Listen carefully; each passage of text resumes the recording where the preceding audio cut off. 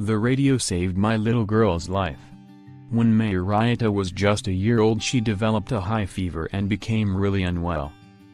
Her family thought she had fallen under a curse that in parts of rural Burkina Faso is believed to happen when a bird flies over a child asleep outdoors. Her father, Tibandiba Lankoande, spent most of his money on traditional remedies, but this didn't work, and on the 6th day she fell into a coma. That's when I heard a message on the radio explaining how to recognize the signs and symptoms of malaria, he recalled. If I hadn't heard that radio message, she wouldn't be alive today. Gold Standard Trial. The radio messages were part of a huge trial led by Development Media International, DMI, which sought to find out whether mass media could have an impact on people's health. Roy Head, DMI's chief executive, said, "If you are the Minister of Health of a typical African country and you have $30, $40 per head of population to spend on health, you are literally deciding who lives and who dies, and so anything that you spend your money on has to be proven."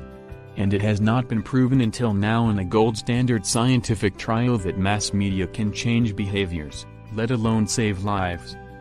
The organization produced 150 different one-minute radio messages focusing on the signs of malaria, diarrhea and pneumonia, three of the biggest killers of children under 5 in the country. The messages were broadcast across 7 local radio stations, 10 times a day, for 3 years.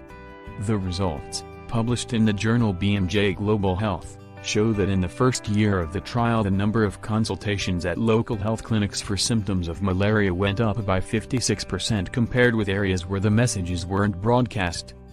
Consultations for pneumonia increased by 39% and diarrhea by 73%.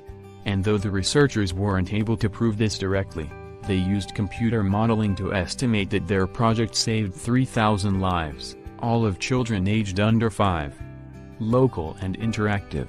Social psychologist, Dr. Jennifer Skeffington, of the London School of Economics and Political Science, who looks at the psychology behind behavior change, said she was surprised at how marked the change in behavior was.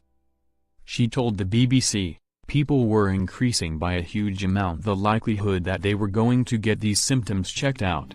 She feels part of the success is because rather than just relying on one-way communication, researchers developed regular interactive shows that allowed people to discuss their questions and concerns.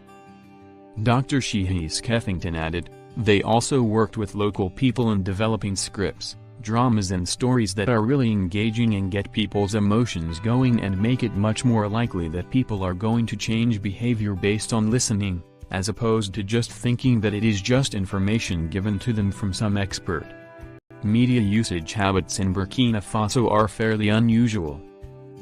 According to DMI's research, much of its rural population listen to community radio stations in their own local languages. The national station, on the other hand, broadcasts mainly in French.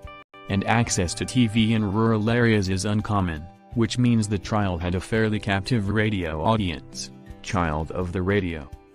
The big question is whether this type of health messaging can have the same success in other parts of the globe where multiple radio and TV stations and the internet all compete for people's attention. And it is clear that the media cannot do it alone. Good public health care, sanitation and nutrition are crucial to child health. That said, while millions of children are still dying of diseases that can be prevented or cured, tuning into the right message, at the right time, might just help save a life. As for Marieta, everyone in her village now calls her the child of the radio.